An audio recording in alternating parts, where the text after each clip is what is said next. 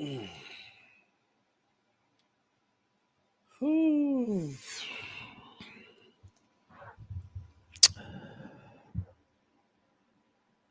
Good afternoon, good evening, good morning, good night, buenas noches.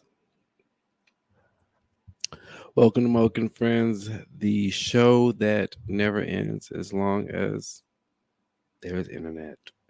As long as the world is still operating, this show will be here. I wasn't gonna grace the mic today. I was like, I'm gonna take a little time off and come back Sunday with the gang. But I figured I would grace the mic. Title says it all. The bad comes with the good. I was having a great day. I still probably am having a great day.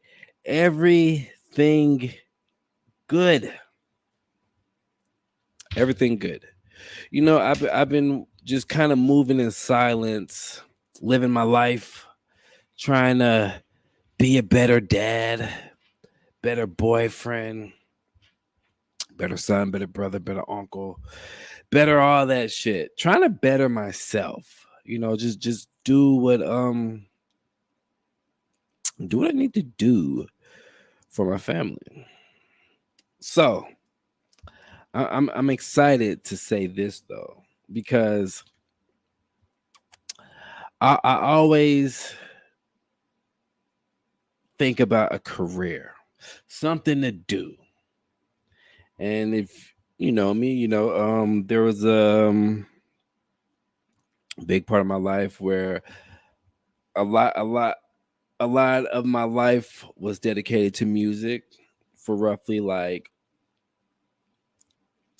10 to 15 years, some shit like that, maybe. Um, and I kind of just I dwindled out of it. Sorry. A long fucking day. I did my thing in music, and what made me stop, because I know that there's been talks. J4 is kind of like detox. Like it can happen.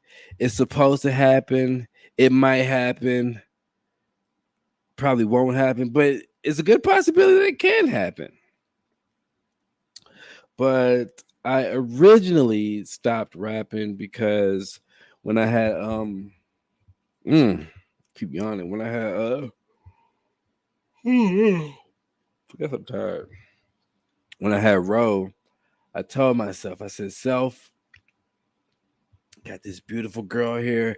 You cannot be just rapping reckless and doing all these bitches and whole shit, yada yada. You might ask yourself, well, Moke, you have two other daughters. It's very true. But Ro was my first child that I was there for the birth. Like she lived with me, you know what I'm saying? Like none of my kids never lived with me until now, And so there's that. But I was like, I want to make a good example. So I'm gonna stop with the rapping. So if you remember when Ro was born in I put out J 3.2 what a couple months before she was born. She was born July 23rd, and then I I put music. I maybe put like a song or two out, maybe, but I didn't put anything out. uh, Didn't oh no yeah, put like a song or two out. I, wait, I think I put like one song with Jackie out, and then I might have put like the intro to what could have been J4, but I called it Dark Nights, no, Dark Mornings, something like that. It was fire. That song. Then January came around, and But when Ro was born, you had the paternity leave or whatever, or was it paternity or maternity? I don't know, but whatever it was for the dads, and I was on the was on a Netflix binge. I don't know. I was living in the trap. Well, I wasn't living in the trap. I was living in the hood, and hood shit. They come with free internet, free cable and shit. So I was watching Marin a lot. Marin is who I call the Podfather. I know sometimes I say Joe Budden's the Podfather, or even Smacks, the Podfather in Austin. But Marin to me is the Podfather of podcasts. And the funny thing, Mark Marin inspired me to get in the podcast, because it was crazy is you say like, people had the like Siri, whatever, like Google, like I didn't even say hey Google, but like you say some keywords and it just brings up shit. So that's kind of dope. Hey Google. Hey Google. I haven't learned how to do this stuff. But anyway, so Mark Maron inspired me to get in the podcast, and I was watching his show and I'm seeing him, the show's about his life pretty much, but he podcasts people out his garage. He's a LA comedian, and I thought that was dope. And what was even dope is like the nigga podcast Barack Obama in his fucking garage. Like that's fire. The funny thing is, he inspired me, and that is who I give all my podcasts, like yo, me moment too. But the funny thing is, I watched the show heavily, and I watch him his roles in movies. I watch his stand up, but I don't really listen to his podcast. It's weird, right? So he inspired me to do a pod, and I remember when it first happened, I did it with my boy Brad McAllister, and he was on the first episode with me. And at first, me and him were gonna do the podcast together. First show was on January 1st, 2015, I believe. 2015 or 2016. Might have been 2016, January 1st. But we started off, did our thing. It was great. It was a great episode. And just seeing the growth, I don't know. I just went off on a tangent. But anyway, so oh yeah, I was talking about like dedicating my life careers and shit. So, I've been doing the podcast, and before Road Pass, I did it every Sunday, and I was making traction, doing a lot of shit. People knew about me. I even got on the hip hop committee and for the hip hop awards. And the funny thing is I never said this, but I'm just gonna say it because I want to.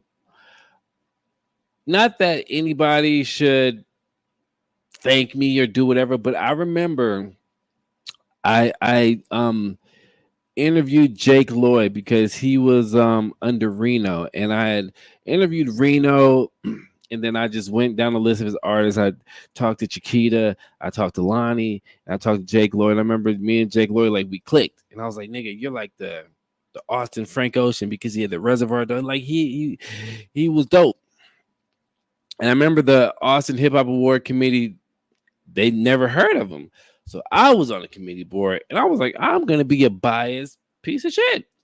Not a piece of shit. So when I went there, I was like, yo, I nominate Jake Lloyd and Camothy the Great. I call him Chamothy. Well, lo and behold, Jake Lloyd actually won that year. So shout out to him. I'm like bird shit right now. I'm all over the place. So just bear with me. You even got to bear with me because I'm probably gonna be all over the place. I'm gonna be quick. So life's going on. I'm doing, this podcast, and then I got the Grox's podcast.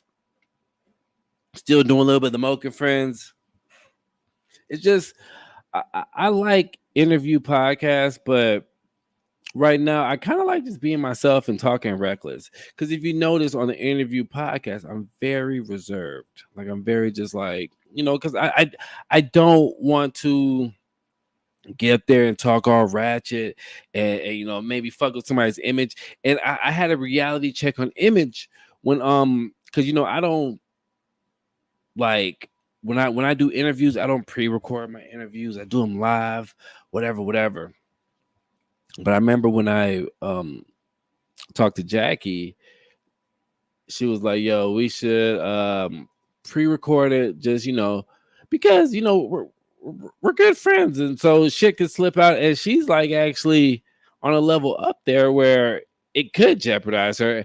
And then I thought to myself, like, "Yo, I get it. I get why, because I was always like, yo, I'm gonna just do it live and whatever. Anyway, so I'm doing this, and then we have another podcast coming up, the Grox's Crew. That's gonna be fire. And so I'm just thinking about ways to better myself. How can one man better himself, take care of his family, do what he has to do? So your boy went out. Huh. You see that? I have my CDL permit. Moke is doing things. Air horn. Bah, bah, bah, bah, bah, bah. Yeah, I'm out here, man. You know what I'm saying? I'm really excited. Now, when I say the bad comes with the good, as me being excited, I had to go all the way to fucking New Brownsville. I don't know. I say New Brownsville, New Browns. I don't know. I say it, to go take my test and all this shit.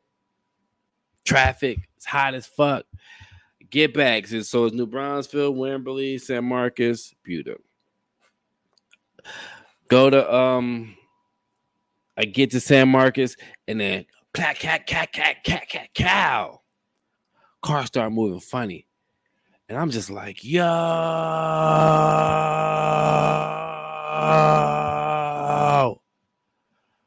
what the fuck? Steering wheel get tight. On the dash it says